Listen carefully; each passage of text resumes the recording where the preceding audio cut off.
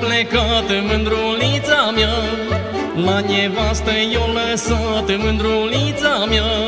7 ani să numere și apoi să se măriche, mândra mea.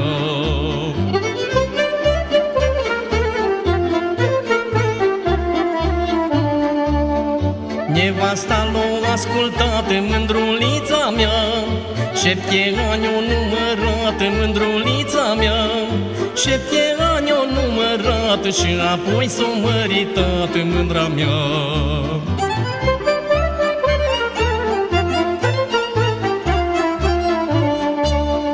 Socru s-o de supărat, mândrulița mea. Furca grebla și-o luat, mândrulița mea. Furca grebla și-o luat și la fân o alergat, mândra mea.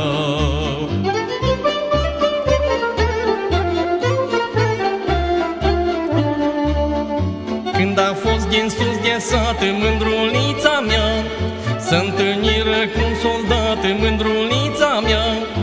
Bună ziua, moș bătrân, unde mergi mă duc la fân, mândra mea.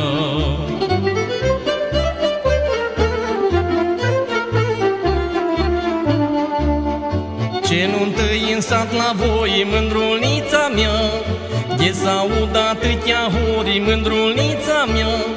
Nu-ntai chiar la casa mea, se mărită norul mea, mândra mea.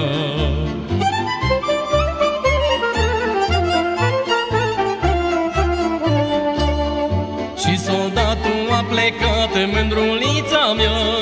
Toată lumea i-o închinat, mândrulița mea. Tot cu vin și cu horincă, dar el nu primi nimică, mândra mea.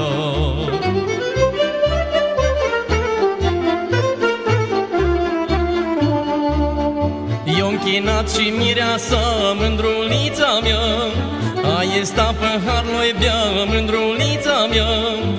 Aie sta păhar-loi bea, că-i de la nevasta mea, mândra mea. Aie sta păhar-loi bea, că-i de la nevasta mea.